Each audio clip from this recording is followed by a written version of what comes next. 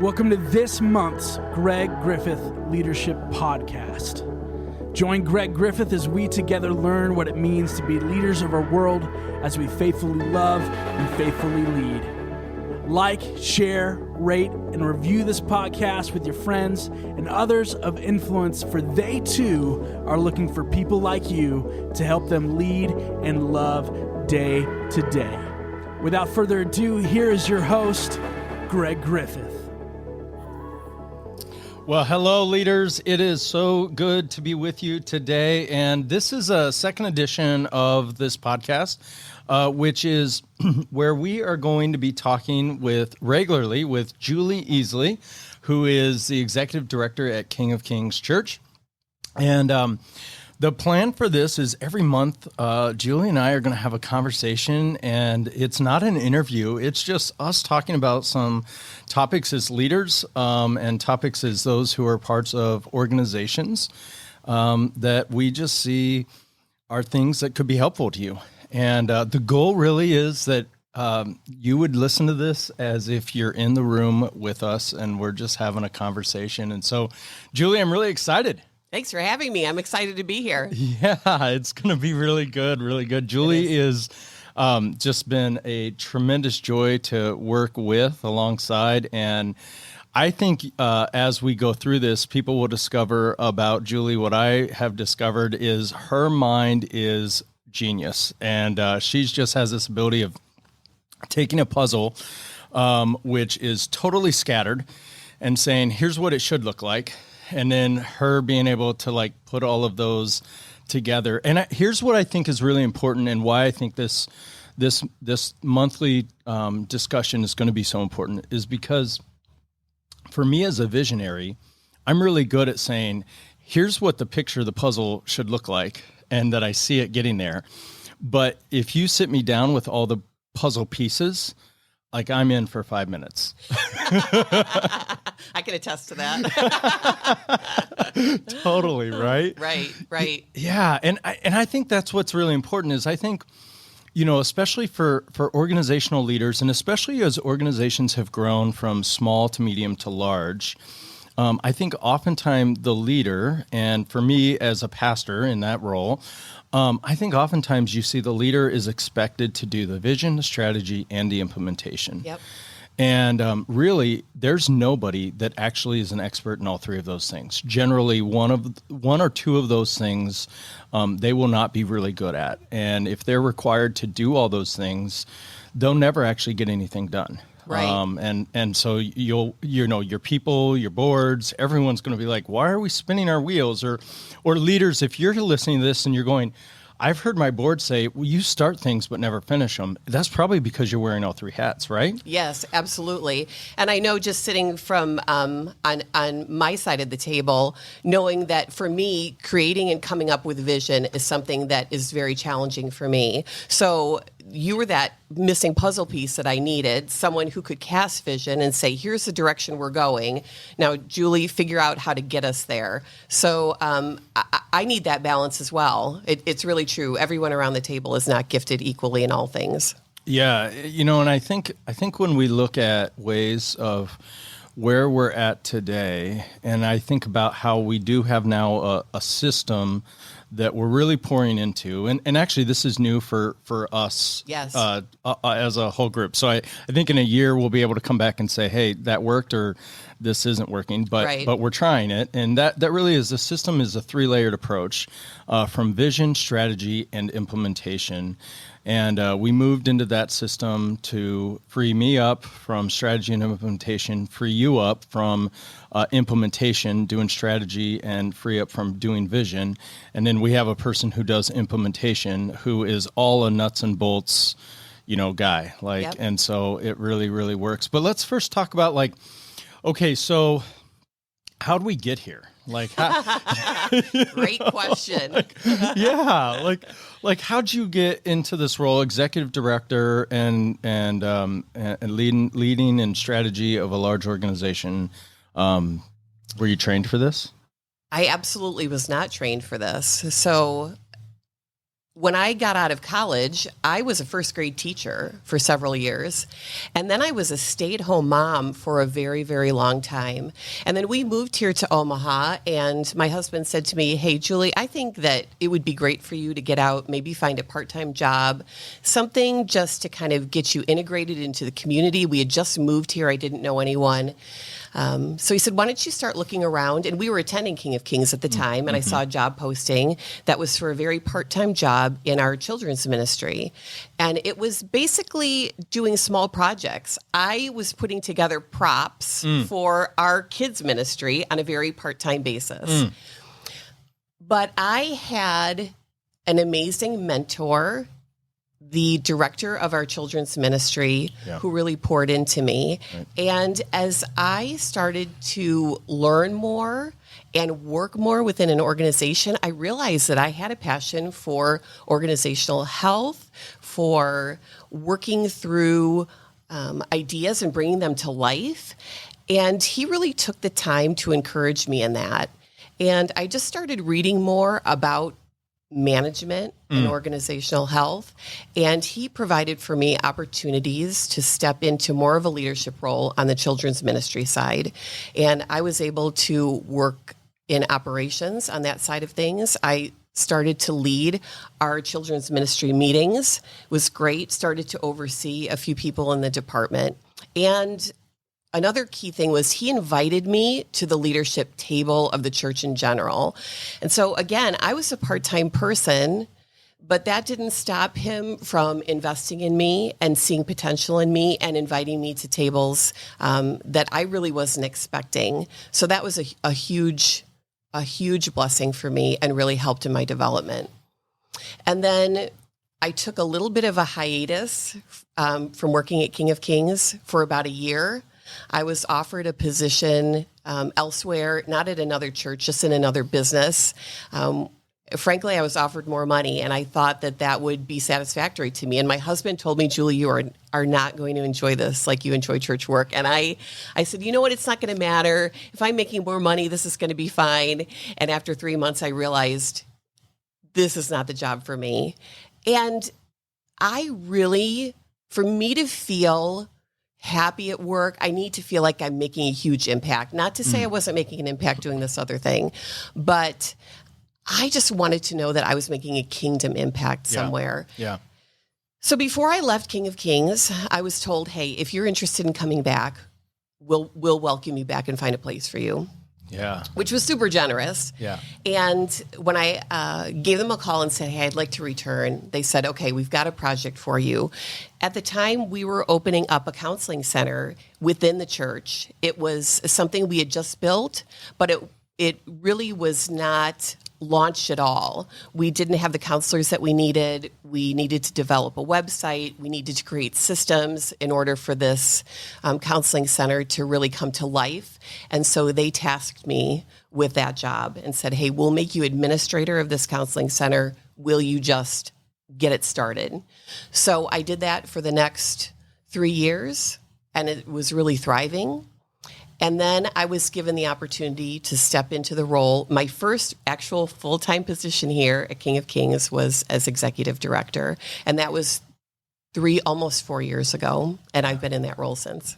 Wow. Yeah. So hearing that, there was a ton of leadership content that came out of what you just shared. And we're going to dive into all of those things over the months and in our time of this.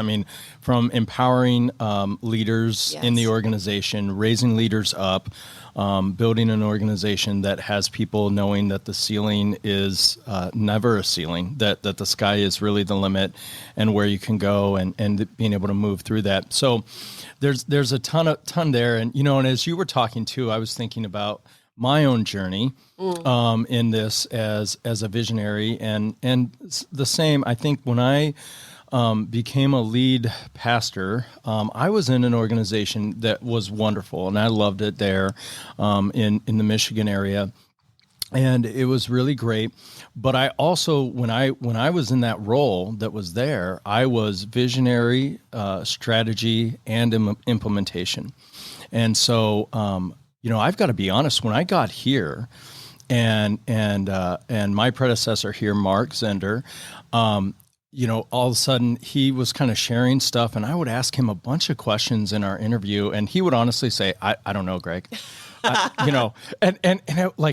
For me, that was actually a hard moment, because I was just like, you're the lead guy. Like, how do you not know this stuff? And what I realized was he had begun that process of saying, I'm the vision, yes, and I've set a vision out forward, and I've got people that are more in the strategy, and it doesn't mean like it's totally hands off, no clue about anything.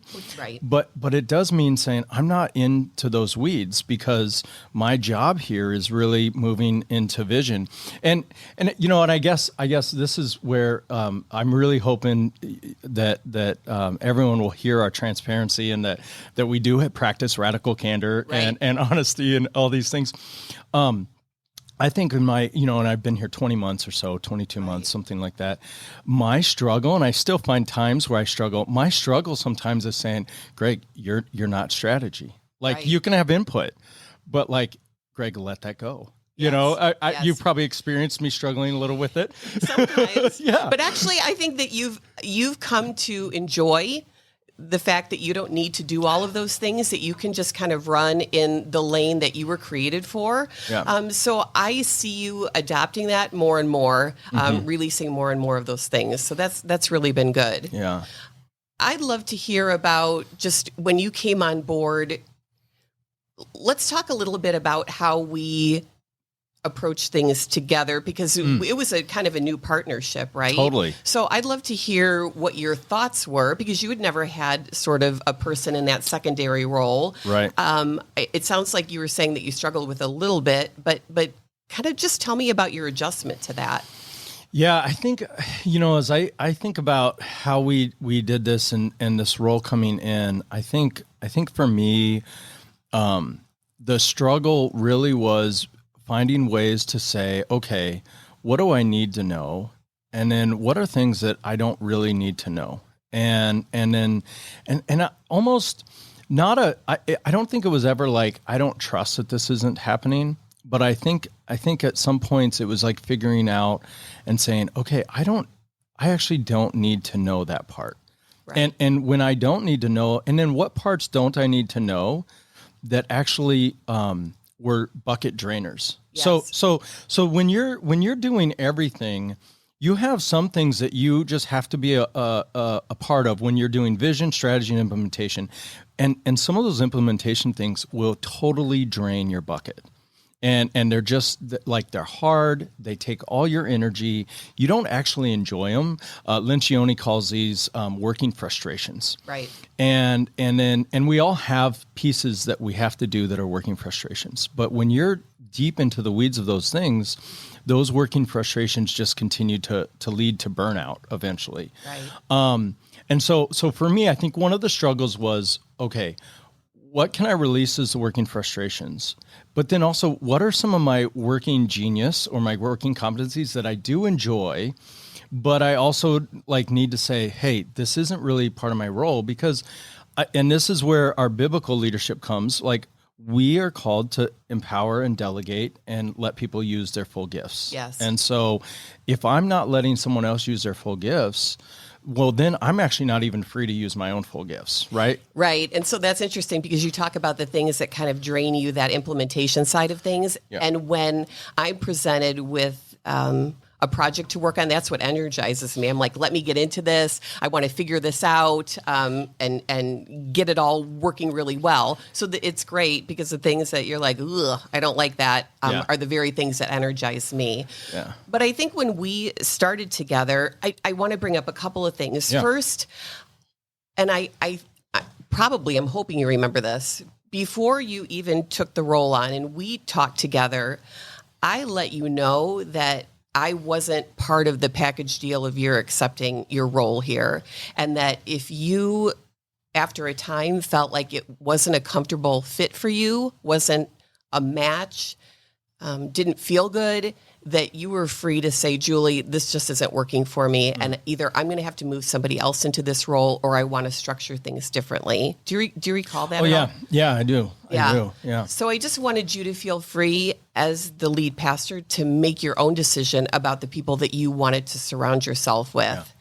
Yeah. And so that's kind of one thing.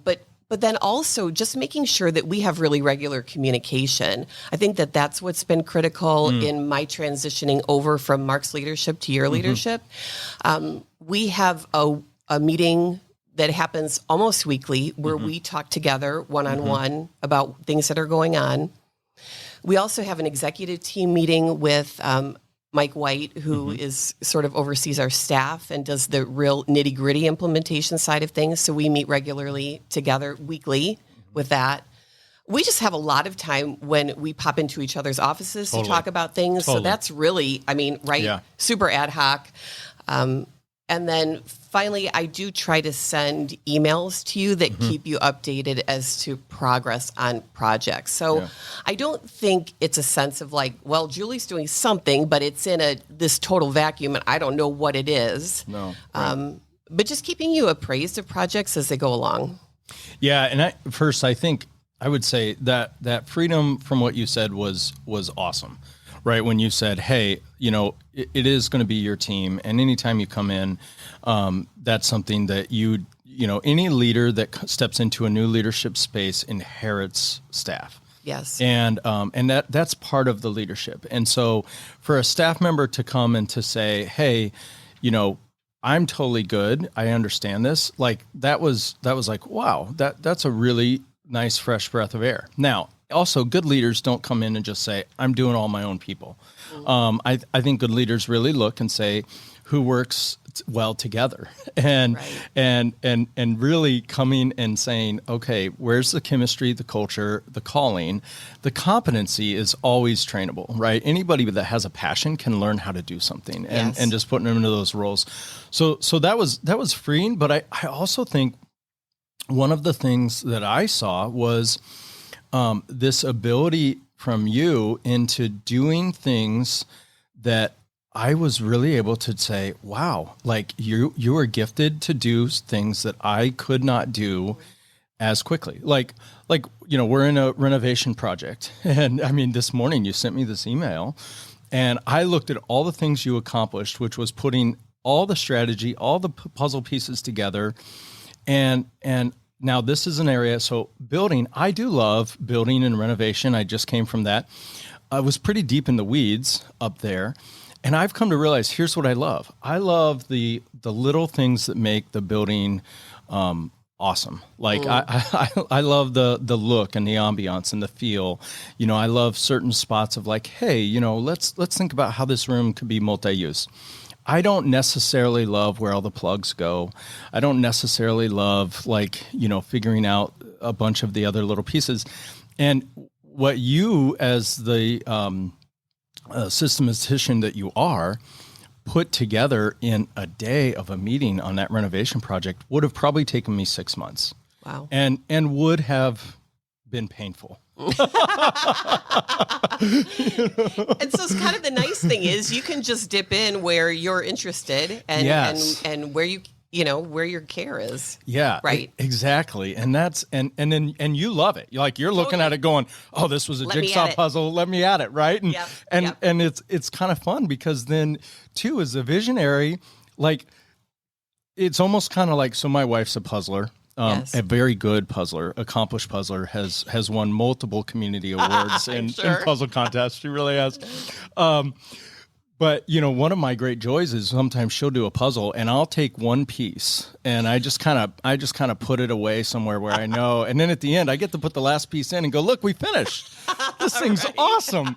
I'm sure she really appreciates that. She hates it. I only can do it occasionally to keep my marriage together. Yeah. So that's been really, really freeing. And I think because I took that time, I think too, as I watched your gifts, I realized, okay, where we're going, you're going to need to be able to be freed up to do even more strategy and less implementation. Because I would say you were mired down and bogged down in meetings and implementation, and probably was not able to do as much strategy as what's going to be needed. Right. You know. So when I took on my role about 4 years ago, I decided that one way we were going to be able to strengthen the team was by having regular one-on-ones. Everyone on our staff has a weekly one-on-one with their supervisor. And that was a new thing. It's time-consuming. Most people have an hour-long one-on-one with their supervisor. And I was overseeing about 7 people at the time. So I was having 7 hour-long one-on-ones every week. Yeah. Then I was having a number of meetings around strategy and around implementation. I would say that probably out of I wasn't always working 40 hours, right? It's more, but I would say I was having 25 to 30 hours of meetings a week, which was great. I love one-on-ones. Management for me is like one of my very most favorite things. So I'm not saying in any way that I didn't enjoy it, and I think it's extremely valuable to have those meetings. They weren't a waste of time. They were critical in kind of breaking down silos with all of us understanding how we were moving forward as an organization, how we were meeting our goals. But when you have that many meetings, it just doesn't leave a lot of time for planning. And I would find that I would be working 6 days a week, 5 days a week doing meetings, and then having 1 day a week where I was just working through all of my meeting takeaways, how we needed to move forward, planning, and things like that. And that's not sustainable for personal health in the long run. I wanted to make sure that I was working within my boundaries. And at the beginning of the role, I was confident in my abilities, but I felt like I had a lot to prove as a woman in this leadership role, as someone who didn't have a degree in this. I just felt like I needed to make a big positive impression. And so I was really working a lot. And so when we kind of moved to this new way of organizing ourselves, and having Mike White in his role overseeing staff, a lot of those one-on-ones and a lot of those meetings were removed from me, just freeing me up to work on strategy. Yeah, and so I guess talk really quickly too, because like letting those and information that you had, letting that go. I had the same experience that you did. Yeah. Right? I went from knowing everything that was going on into everybody's world. And it's interesting because one of my strengths is responsibility. So if I sit in a meeting and don't know the answer to something, it immediately makes me feel, it made me feel A, uncomfortable, and B, almost guilty. Like, why don't you know this? So I'm getting away from that feeling now because I know someone else is taking care of it. But yeah, it was definitely a transition. Yeah. And I think so as we kind of looked at this, one of the things I had been going through and working on a lot was Simon Sinek's Golden Circle, why, how, what. And really we got to this point, and again, we're still seeing how does this work? Right. But we got to this point where we said, let's take the Golden Circle and use it as an organizational structure from the top, which is vision, strategy, and implementation. Yes. And I think one of the things for me is we had 2 things. One, I knew where we were going and the things that I was saying I could see us doing. Right. I needed you to be strategy like full time. And that I could look and say, Julie, here's a project. I have no idea how to get this there, or what the end is look like, but I see the why of why this is really important, the vision of that. So I needed you in that. And then the other thing is, honestly with Mike was a guy who loved getting deep into questions, would ask questions, and want to know more about how we were doing things and what we were doing, even outside of his own role. And so really valuable. And we just kind of looked and said, this is a guy that in the role he was currently at, we have to create a role that he has greater value in and actually can bring even more he was bringing great things anyways. And now it was like, and so he went from student ministry to being a ministry director, and he's really oversees all of our ministry. He's basically a chief of staff. Yes. Is what he Yes, is. exactly. And that was a portion of what I had been doing previously. And I think one of the great things about Mike is that he has a very analytical mind. So he's able to figure out what's missing, maybe what good questions we need to ask around projects. But he's also very, very personal, and he's great with people. It's a rare combination, and so I felt really confident handing things over to him because I knew our people would be well taken care of, but he would be asking those good questions as well. Yeah, and so I think it's really been a tremendous compliment for each and every one of us, and for me, freedom to be able to go, okay, here's what I can just totally release from, and really work into my working genius and be able to free to do the things that I'm called to do and the things that I'm specifically gifted to do. And I think the same for you in that respect, and the same for Mike. Yeah, absolutely. And I think it's kind of interesting when the three of us sit down together, you're very much the visionary, blue sky thinker, and Mike is very much boots on the ground, nuts and bolts kind of guy. And I sort of float in the middle and sometimes help interpret you guys to each other a little bit and try to find that middle ground. Yeah. So again, I think we've just, I'm taking a bunch of notes of things like, okay, these are future meetings. And I think one of the things is, Julie, you have this amazing gift of floating in there, but, two alpha males working together on a team can create some tension in that team. And man, the value of having you be able to go, hey, here's what really needs to happen is so great. And so that I think that's another podcast, because easily that would take 30 minutes. Yes. I love that role too.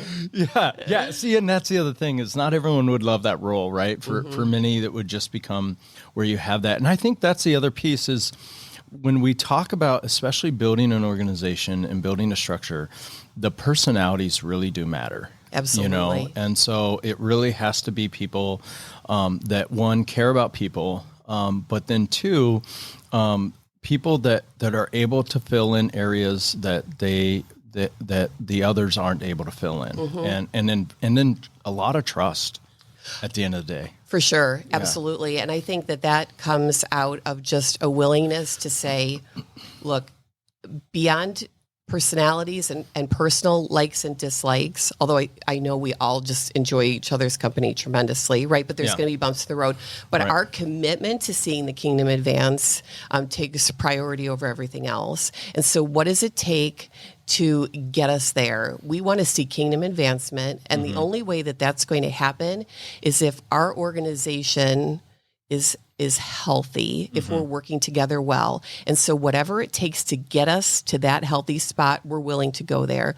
So it's honest, frequent communication. If we need a little bit of counseling to help us over some of the rough patches, we're going to do that because we've got our eye on the prize, and nothing is going to keep us from having locked arms together. Right. And so, there are tough conversations sometimes, there are humbling conversations sometimes, but we're willing to go there because kingdom advancement's the most important thing. Oh, amen.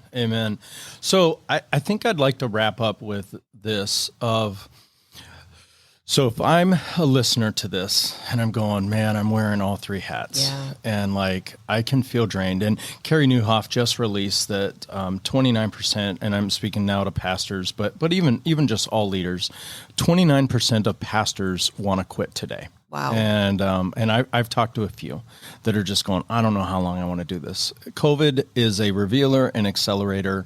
I don't think it's necessary because of COVID. I think it's just COVID has accelerated that path on there. So if you're listening today and you're saying, all right, I'm wearing three hats, how do I fix this? Right. How do I release myself to where I can fill my bucket quicker than how my bucket's draining? Because right now my bucket's got there's no bottom to it, and I Right. keep filling, and nothing's left in that tank. So, what would you say? So, how would you say maybe someone can start? I've got a couple thoughts too. I think for me, it's just looking around at your organization and seeing the people that you've got. Is there anyone on your staff? And it could be that they're not a fully developed leader. So when I started in this role, I had very little experience, but I had a lot of interest. Is there someone on your staff who is really doing a great job with the work that they've been given? So let's say that you're a visionary and you're looking for someone to do more of that implementation side of things. Is there someone who's consistently knocking it out of the park in those regards, getting their projects done? Yeah. Someone who's hungry, someone who's interested in growth and development. Take that person under your wing and maybe give them some stretch projects and see how they manage those. Typically, someone who's really eager for advancement and is interested in something like that would love to be asked to do something like that and just have an opportunity to show kind of what they've got. Yeah. So I would say take a look around. You don't even have to put someone into a 40-hour-a-week role like that, but just start keeping your eyes open to what you have and start doing some delegation of some of those projects that are really overwhelming to you. Yeah. That's a first suggestion that I have. And that's really wise, because I know some are thinking right now, well, that's great, but I can't afford people. Right. And I would say you don't have to. First of all, they're probably already on your staff. And so it's really a couple things I would say. First, know what your working geniuses are. So go to Working Genius. I think it's workinggenius.com. You can Google that or whatever it is. Patrick Lencioni has that. And so it's not a book yet. It will be his next book, I think he has said. Go to workinggenius.com. By the way, if you want to get the promo code for it to be a little bit cheaper, like with the promo code, it was $12 to take the test. I mean, that's no big deal. Listen to Lencioni on Working Genius from Carey Nieuwhof. At the end, he'll have the promo code. So I don't want to steal from Carey Nieuwhof. So that's good. so make sure you do that. Second, so that you know what your working genius is, and I would say first, figure out what it is. Are you a visionary? Are you a what's the right word? Strategy person? Strategist. Thank you. Words can be so hard sometimes, which doesn't make for easy podcasting. So at least with podcasts, there's no grammar. So I succeed there. Or you can just skim over it. So a strategist or implementation. So first, know what you are. Right. And I would say if you're not a visionary, that's going to be hard, not insurmountable, but it just means you have to know that you'll need someone to set a vision for your organization. Yes. And you'll need help with that. And so at least you know it, and then be transparent about that. That's not a bad thing. Andy Stanley talks about that in Deep and Wide of, they had a student minister that did not like public speaking, but loved administration, loved doing all those things. So he went and found a public speaker who was the face and the front of the youth ministry, but the entire youth ministry was ran by a director who ran everything behind the scenes and knocked it out of the park. So just know yourself. And then look around, like you said, look around who on staff volunteer, or even if you're saying, hey, I don't have a staff, I'm me and a church support person, who on your volunteers that has some time fits into these roles that you just can come and say, can you help us out? Here's a project that I have. I need some strategy on this. What would you do? And they're there. I promise you they're there. And high capacity volunteers really are looking for meaningful work. Oh, amen. Right? Amen. So being tasked with something like that could really be something that energizes them. Yeah, for sure. And I think lastly too, I would say if you're sitting there and you're saying, how do I start this? It's just learn what you need and then ask. Start with just the one project, right? And start and look and say, okay, how do we go about this? What do we want to do? Figure out what is the one project, and take that time and say, okay, this is what it is.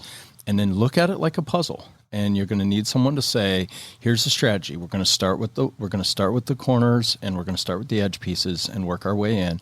And then your implementation person is saying, all right, let's start doing this. And here's the other thing. And this is a last thing, but you too, especially if you're that visionary, you're the chief reminding officer. So you're always working with that team of stay within the strategy, stay within the implementation. Let's keep going. Because sometimes you'll find your implementation person will be like, is this really working? Right. Because they're just going to struggle. I know. And it's sometimes when you really get down into the weeds, you forget, why are we doing this again? Right. Exactly. Yeah. And it's just that reminder. It's always a marathon, not a sprint. Yes. Always a marathon, not a sprint. Yep. So. And kind of keeping your eyes on the prize. Yeah. Well, hey, leaders, I hope this was really helpful for you. Where you can find us, we're open. We want to be open resources. Where you can find us is simply through our website. Julie's email, julie@kingofkings.org. My email, gg@kingofkings.org. Don't hesitate. If you just want any follow-up, we're here. Any way we can help. Yeah, we'd love to hear from you. All right. Have a good one. We'll see you next month, or hear from you. You'll hear from us next month on this, and we'll be talking about a new topic. So thanks so much, and blessings on your leadership as you continue to reach more people.